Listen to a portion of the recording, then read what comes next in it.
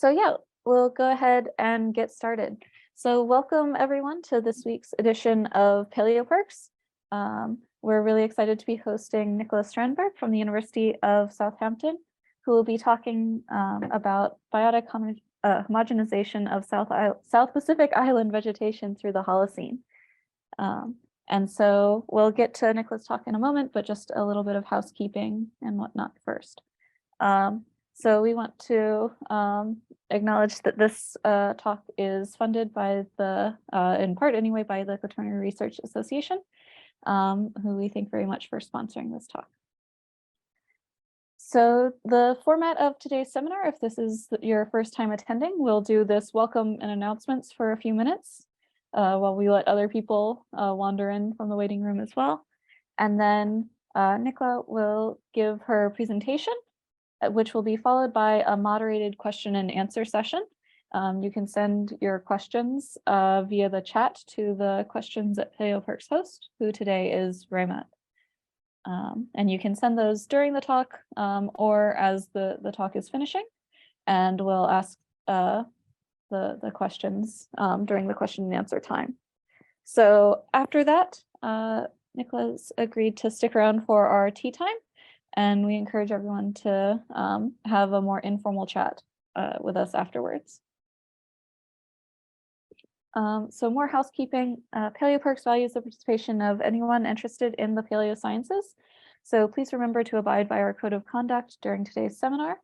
And if you've found yourself with a link to the seminar without having signed up and officially submitted your email and agreed to the code of conduct, please head to our website so you can get the emails and show up for talks in the future, and also look over the code of conduct. So you shouldn't be able to unmute yourself, but please do leave yourself muted if you find for whatever reason that you can. Please stay silent so that Nichola can concentrate on giving her talk today. We've already mentioned that you can ask questions by chatting to the questions at Paleoparks host during the talk or after the talk. And then during the question and answer session, we also have an option where you can use the raise hand function if you'd rather ask your talk or ask your question out loud. If you encounter any technical issues over the course of the talk today, you should also send those to the questions host. We now have closed captions built in with Zoom. You should have a button in your Zoom controls, the CC button, or another thing that says show or hide captions if you're looking to be able to see those. We're always looking for new nominations for speakers. So if you know an outstanding early career researcher who works in paleo some way or another, please nominate them to give a talk. And we also have our weekly feedback form where you can provide demographic information that is anonymous and optional, but encouraged, that helps us find out sort of who our audience is and how we can better help the seminar work for the people who are watching it. So both of those links should be appearing in the chat. I think actually maybe they already have. And so yeah, check those out if you want to nominate someone or fill out the survey for us. So all the boring stuff is over now. And we can introduce our speaker today, Nichola Strandberg, who is currently a PhD candidate at the University of Southampton, but has previously earned degrees, a bachelor's degree at Liverpool John Moores University in the United Kingdom before moving to Sweden for a master's degree. And so with that, we're very excited to actually hear Nichola's talk. So if you'd like to take over the screen share. Sure, thank you for the nice introduction. Yeah. Let's see.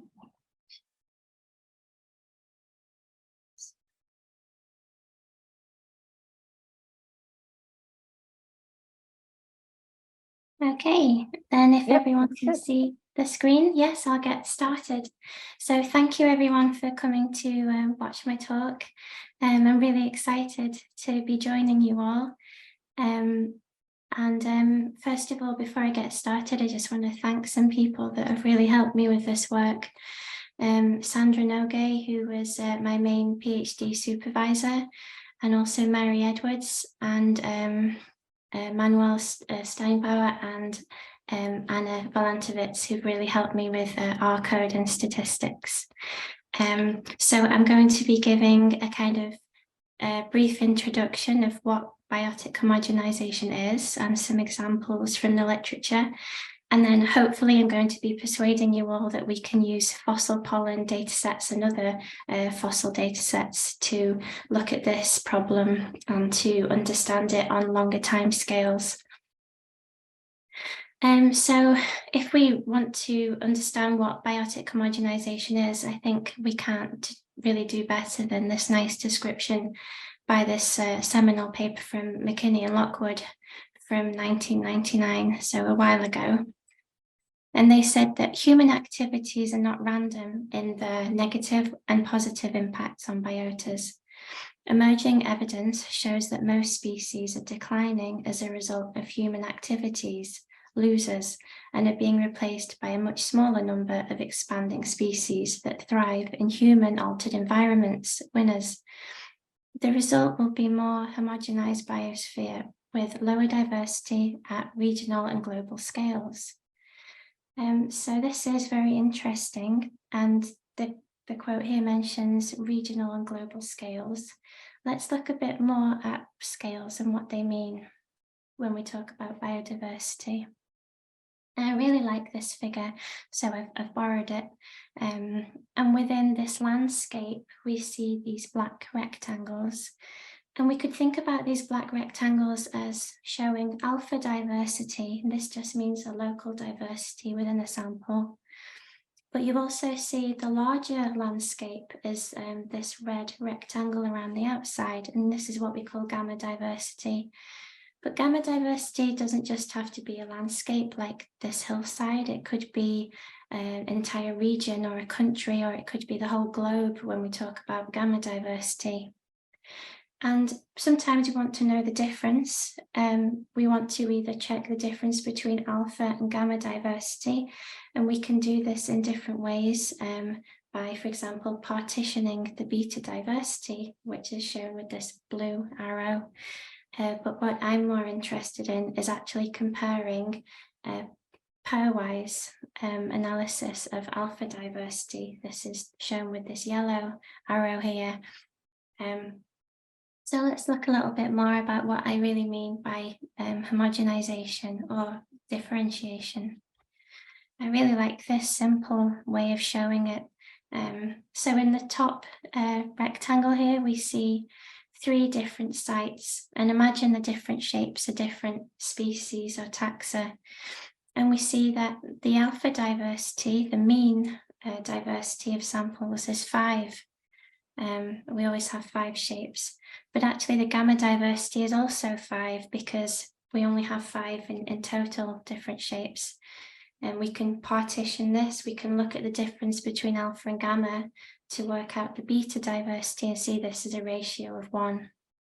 Then if we look at the lower panel, we see that still the alpha diversity is 5, but the gamma diversity is now 15 because we have different shapes. And of course, the ratio of these is now 3, it's increased. Now, if you think of these 2 situations as being the same sites at different points in time, you start to understand how homogenization looks. For example, if we move from this state, this bottom rectangle here, a state of maximum differentiation, and we move towards minimum, we can see that this would create biotic homogenization, and that this is quite a problem when it's on these large scales. So let's see here, I'll just, here we go. Okay, so as we saw in that first quote by McKinney and Lockwood, this biotic homogenization is sometimes driven by human actions, and these could take the form of ecosystem modifications such as agriculture or urbanization, or they're often driven by introductions. So you can think of that as an introduced species. Maybe it's an agricultural species or an ornamental plant, or maybe it's something unintentional that's arrived, not on purpose. Now let's look at this example here from North America. This is flora. And what the authors did here was that they surveyed the vegetation, the flora, and they split it into two different groups, native species and exotic species. And we see along the x-axis, along the bottom here, this is distance. And on the y-axis, we see similarity. And what we see is that in the beginning, native species were more similar when they were close together in in space.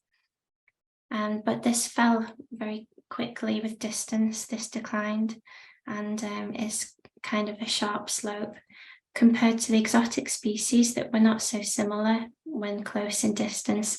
But the exotic species really maintained the similarity through distance, and this is the concerning thing, that these areas are becoming more similar or homogenized.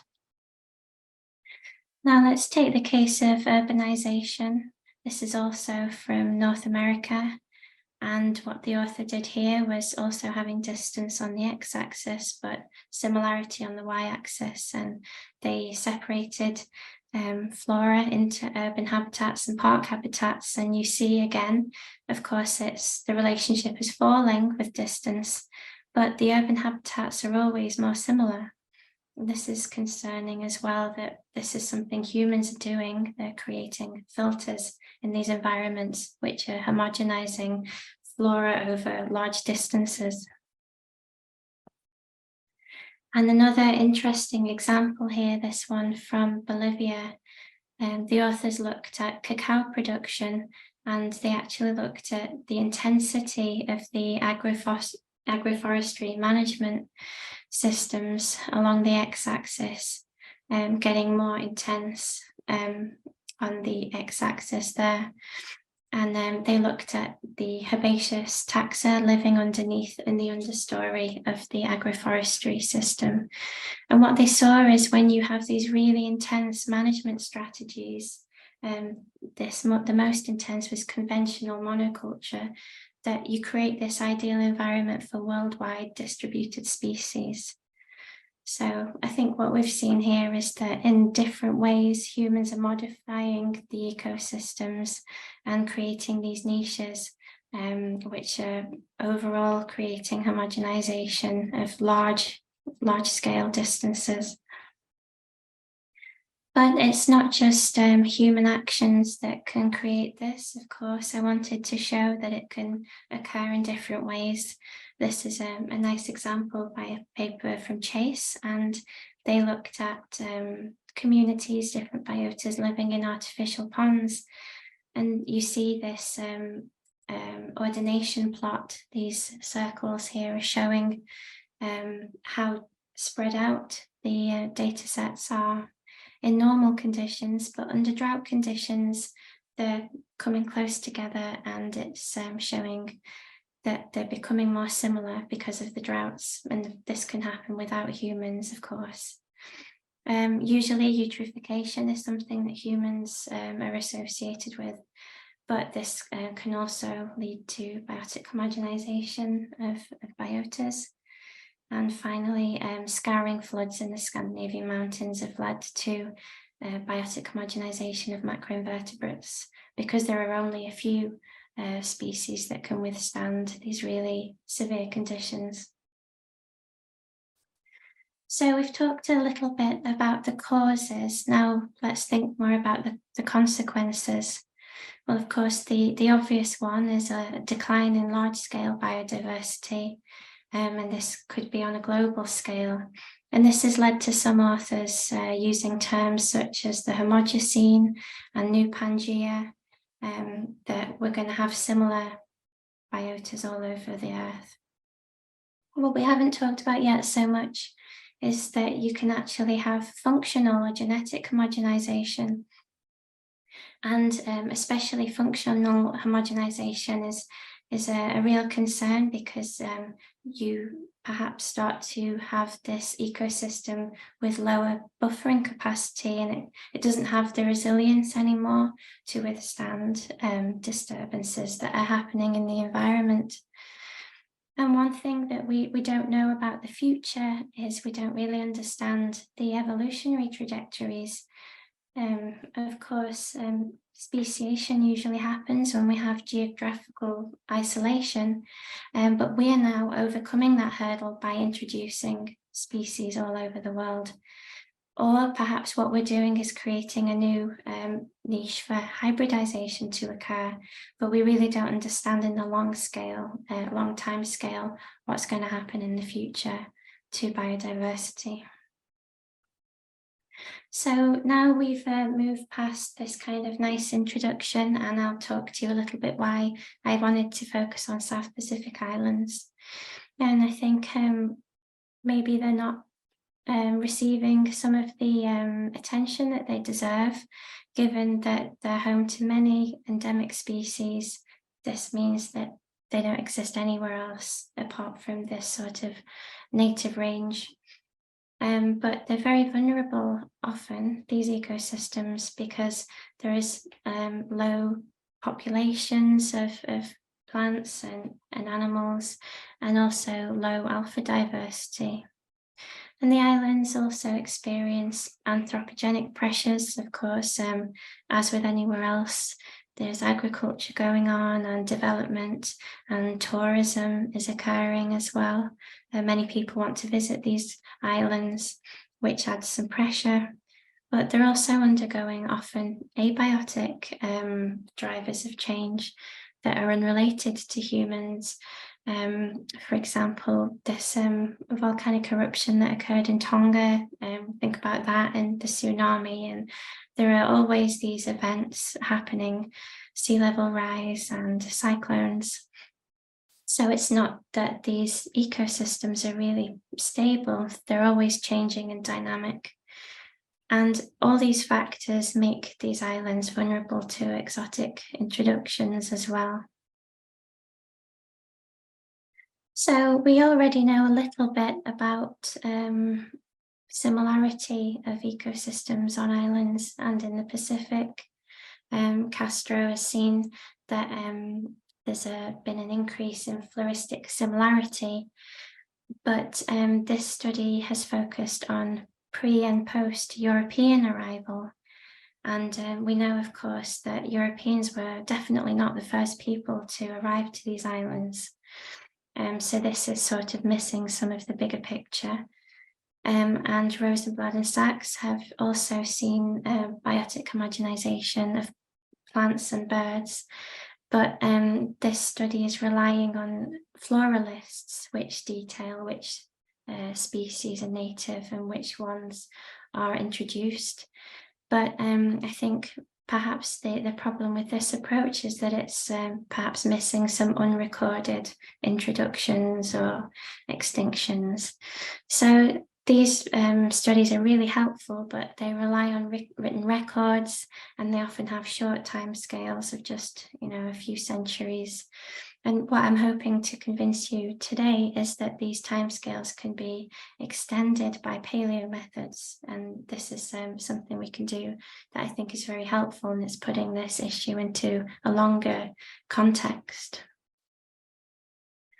Okay, so as I was saying, we know Europeans were definitely not the first people to these islands. There's a long history of humans settling these islands. And what I wanted to show here is that in the Western Islands, you can perhaps see on this image, New Caledonia, Fiji, Tonga, Samoa, Vanuatu, they were settled by the ancestors of the Polynesians around 3,000 years ago. And they arrived on canoes and brought with them they introduced species, and they altered the ecosystems there. And then after a pause, the other islands in the Pacific were colonized by people, and this occurred around 700 years ago in the east, Rapa Nui and French Polynesia as well. So we have these sort of two groups of islands, earlier colonization and a later colonization. So I wanted to extend what we know about biotic homogenisation. So what I decided to do was to gather pollen records so that I could focus on vegetation change throughout the Holocene. So I did this by accessing the fantastic Neotoma database and contacting authors to ask for data. And then when I couldn't get data for some islands, I digitized the pollen records. The lion's share of this work was cleaning data and aggregating taxa names and validating taxa names. And I really recommend this resource, Plants of the World Online from Kew. It's really, really fantastic. You can validate taxa names and just make sure that you don't have spelling mistakes and duplicates in your data. That's very important. And finally, the pollen records, I had to put them into bins or intervals because I needed to be able to compare them in time slices. And I opted for 500-year time slices to do that. So then I had 20 sites that I ended up with, and I created unique site pairings. I ended up with 190 unique site pairings. And then I had to choose which metric I was going to use to look at similarity. And I've actually opted for Bray-Curtis because this approach takes into account abundance. You can use there are many different things you can use to do this, and many using Jacquard's index. And that's better if you just want to look at presence or absence of a taxa.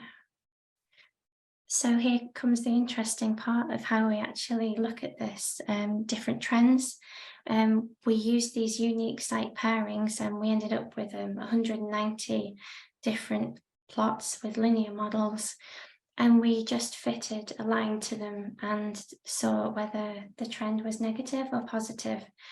And we just take this line, this coefficient or slope, to indicate whether homogenization has occurred, differentiation, or perhaps no trend, just a totally flat line with no trend occurring. And then we also took all of the over 1,000 different pairwise similarity values over time and applied a breakpoint model just to see if at any point if this trend decelerated, accelerated, or changed trajectory. So here we see some pie charts here, and this is shown. We've now partitioned the trends, the 190 different trends, into whether they show more homogenization or differentiation. And you see that the blue is differentiation and red is homogenization, and you're seeing a lot of red on the screen right now, so that seems to be the general trend. And I should just perhaps point out that the squares here are showing the sites colonized around 700 years ago, whereas the circles are the earlier sites.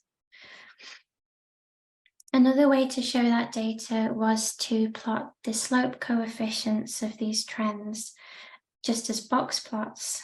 And here we see the dashed horizontal line, and anything below this is homogenization and above is differentiation.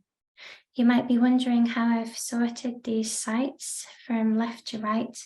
The one on the left are the shortest pollen records in time, and the ones on the right are the longest. And obviously this was capped at just to the Holocene. So we actually see that the longest pollen records are some of the least biotically homogenized on average, or even slightly differentiated for that final site, like Tagomosia. And now to the sort of final plot of the study with the over 1,000 different individual pairwise measurements. This is all the sites together, and we see that the breakpoint occurs around 1,000 years ago. And what I did in addition to this was to separate the sites into late and early settled islands. For the early group, we see that the breakpoint really occurs when humans arrived around 3,000 years ago.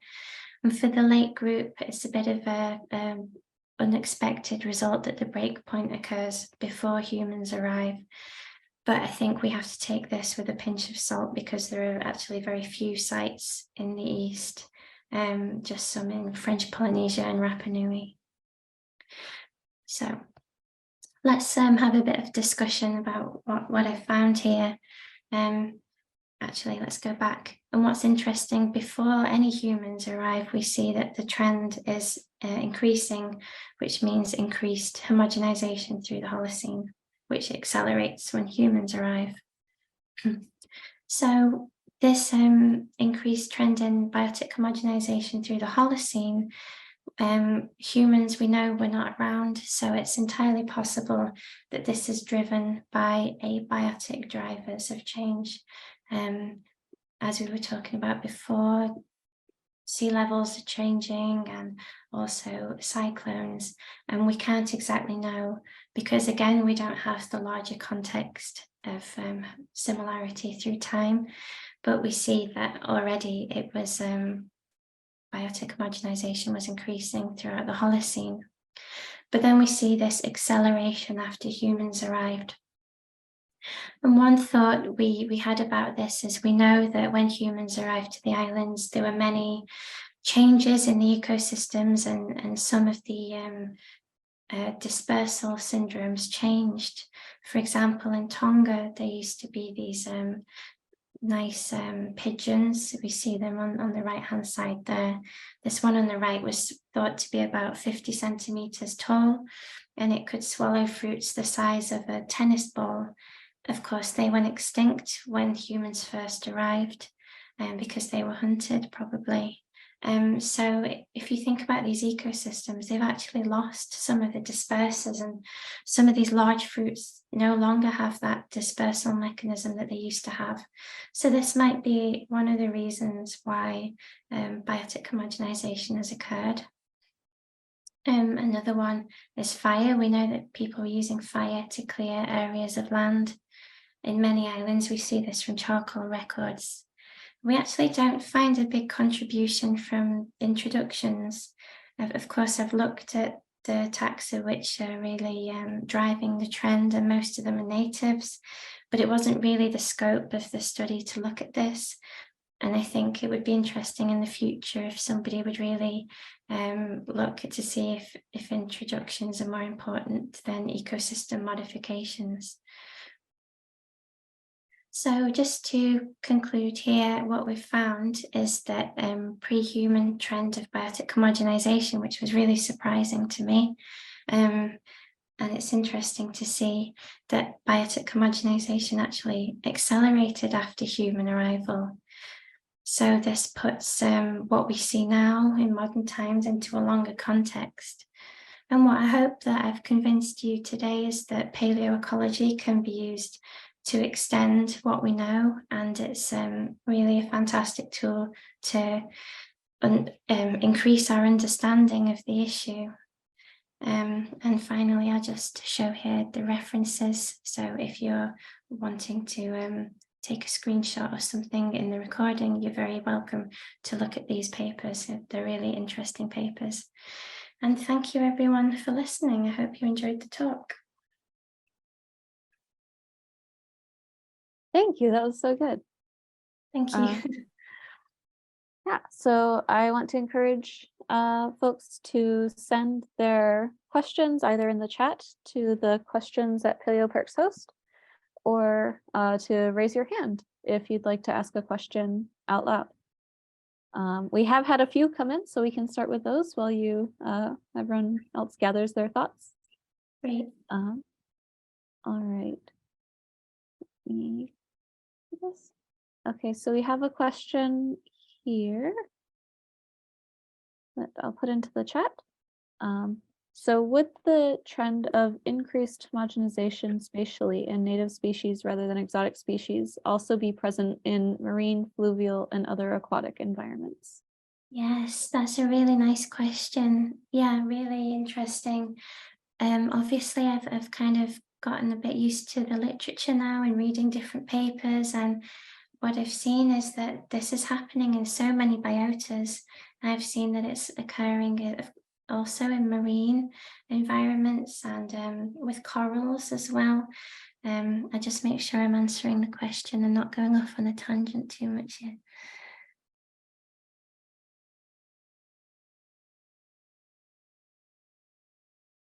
Yes, and I think that what the difficulty is in the beginning even trying to separate out what is native and what is exotic, and that's the first hurdle as well. But a lot of the studies that are focusing on the last few hundred years have really found that exotics seem to be the main driver of the trend.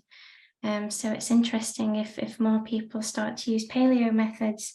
It would be interesting to see if that's still the case, or if we're just getting these homogenized biotas because of just these generalist taxa that are actually native rather than exotic. I hope that answers the question. Yeah, I think so. We have a hand up, so let's see. That Yeah, Okay. Can you hear me? yes. Great. Hi, Nichola, great talk. It was really, really interesting to hear about the Pacific Islands. And I was wondering about the homogenization period at the breakpoint, and what would be your explanation for not seeing that when European arrived, or if you didn't look into that, or you looked into that, or what are your thoughts about the Yes. European influence? Yes, so let's go. Let's see if I can find that slide again. Yeah, thank you for a really nice question. I was also a bit surprised. I thought I might find the break point when the Europeans arrived. I know they introduced a lot more taxa than the ancestors of the Polynesians. So I was really surprised by that. The answer is that I'm not too sure. I think by having to put the data into bins here, 500-year bins, we're perhaps missing some of the finer scale resolution that would have been nice. Yeah, it's a tricky one. Something is dragging that breakpoint closer to the present than the Polynesian arrival. So it could be a mixture, but it would be definitely something for the future. It'd be super interesting, because I know, for example, in Tonga, Europeans introduced so many more taxa than the Polynesians did. So this result is a bit surprising. I hope that answers the question. Yeah, sure. Thank you. Thank you. Thank you.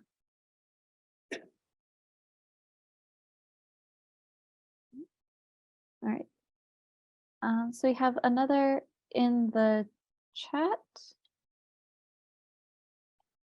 This one asks, how does biotic homogenization, I can't say this word ever, affect the spread across species complexes like that of ring species? Oh. I'm afraid I don't know what ring species are. Sorry. Can anyone help me out? I also don't know off the top of my head. I don't recall hearing that before. All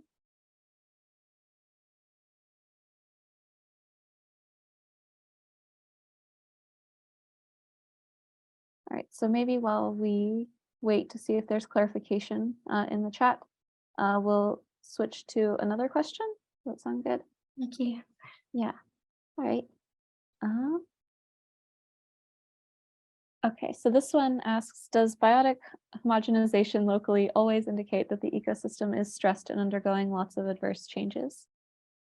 Yes, really nice question here. Yeah, I think it could be definitely a result of stress, and we see this with that example of the artificial ponds that were undergoing droughts. From what I've seen, there are two halves to this. It's either introduced species driving the trend, or some kind of stress or disturbance. So perhaps I would say not always. Perhaps we have a situation where there are just exotic species becoming invasive, and this is leading to an increase in similarity.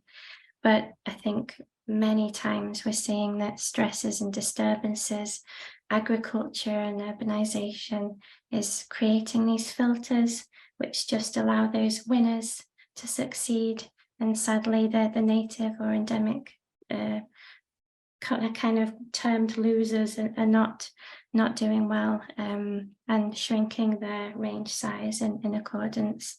So not always, but many times it's stress or disturbance. Yeah, thank you. We have another here. We've had lots of questions today.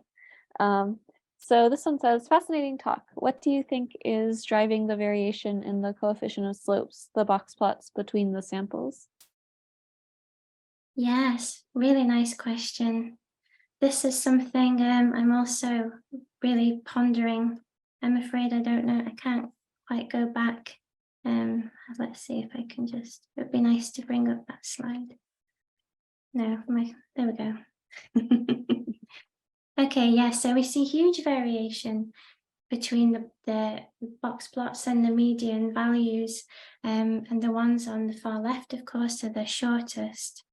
And it seems to me that when we have these pollen diagrams where humans were there the whole time, it's a short record, humans were always there, it's always super homogenized on average. And when we have these longer ones, it's the whole Holocene, and then people show up for the last bit. On average, it's not so bad. So it really seems like humans are perhaps the main driver of homogenization, but also what I'm really interested to look at is island characteristics, because these sites are all different elevations, they're all on different sized islands, they're all having different levels of isolation. So there's a lot of biogeography questions here as well that haven't been tested. For example, this site, Lake Tagamausia, is actually slightly biotically differentiated, and this is one of the highest elevation sites in the data set. And perhaps when you have areas that are at high elevations, perhaps they're managing to escape some of that human ecosystem modification, but that remains to be seen. That's a bit of speculation. That's very interesting. Yes. That's a fun way to go, I think. It looks like we've had clarification. Sorry, my computer's freaking out, about the other question. So here it is again asking about the effect of biotic homogenization and spread across species complex like that of ring species. Let me see if I can copy also our clarification here that says that ring species are a complex of populations wherein populations that lie adjacent to each other interbreed quite easily, but populations on opposite ends of the ring of populations do not interbreed. Okay, wow. Well, thank you for the clarification. I've learned something here, and I'm definitely going to go and read about this later because that sounds really fascinating. The honest answer is that I'm not totally sure. These ecosystems, of course, in the Pacific are complex, and sadly we don't have that many remnants left over now of how they used to function before human arrival. We don't even fully understand how we've impacted them and how they should be without humans. So it's still so much left to do with this problem, and I think we're really just scratching the surface. But I think it's really important that we keep trying to understand the issue more. I'm sorry I can't answer it the question better than that. Maybe in the future once I've read a little bit more about this. But thank you. Right. Yeah, something a little different now. Asking if you've had the chance to look at charcoal records from these sites at all. Yes, so of course I touched on at some point that we know that this trend is there, but what we haven't figured out yet is what humans were doing, and whether that was fire or introducing species or what exactly they were doing. But we often know that when humans arrive, you see this spike in charcoal. And this is something I haven't looked at yet, but I think it's something would be really cool to compare it to this breakpoint and see if it does line up with the breakpoint. And I think it would be nice to push it a little bit further and just see if we can really figure out what humans were doing to drive the trend, because that's still a bit unknown, but it would be super interesting. And there are so many charcoal records from the Pacific that often come with pollen records. So it should be feasible to do it. So thank you for the question. Not yet, but maybe soon. Sorry, every time I scroll, my computer is unhappy with me. But we've just had another come in, I think could be really interesting. So this one's asking, what is the role of climate and homogenization in these islands? And could the breakpoint correspond to a climatic period like the medieval warm period or something like that? Yeah, oh, fantastic question. Somebody really knows here. Yeah, this is of course totally possible that we're seeing something like that. There was a change in climate that occurred around when the breakpoint occurred, but now the difficulty is we're seeing these different disturbances that are kind of superimposed on one another, and it's getting tricky to pick out climate or humans and what's driving the trend, but totally it could be also climate imposing this filter on the ecosystem again and stripping away the sort of sensitive ones and leaving just behind the ones that are super resilient and always survive in these kind of adverse conditions. So definitely could be a climate situation as well, but it's a tricky one. Yeah.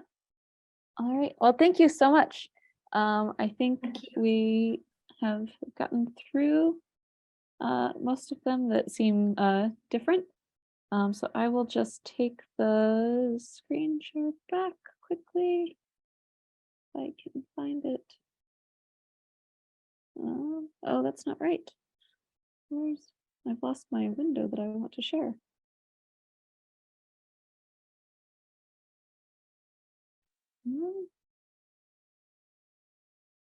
That's so odd. It's not letting me. That's not one of my options for sharing. Try again. Okay, here it is now. Okay, so thank you everyone for, this will show up. Yeah, thank you everyone for joining us. And thank you especially Nichola for a really interesting talk and a great job answering lots of questions. So please, we'll drop the link for the feedback form back into the chat again. And so if you haven't had a chance to fill that out, we encourage you to do that now. And also please join us next week for our next talk by Alison Stegner at Stanford University in the United States, where we'll hear about biotic and abiotic signals of the Anthropocene and the geologic records. And so we hope to see you there. But in the meantime, as I mentioned before, Nicholas agreed to stick around for tea time, where we'll have a more informal conversation and just sort of chatting about anything that you might be interested in hearing more about the talk or about Nicola's studies in general, or anything we want to chat about, really. We have an icebreaker question that we can use if we need it on what is your favorite endemic species and why? All right, but before we do that, we'll have a quick break so everyone can, who wants to stick around for tea time, can stretch and walk around, grab some water or actual tea. And so we'll see everyone hopefully back in about 2 minutes. And again, thank you for joining us.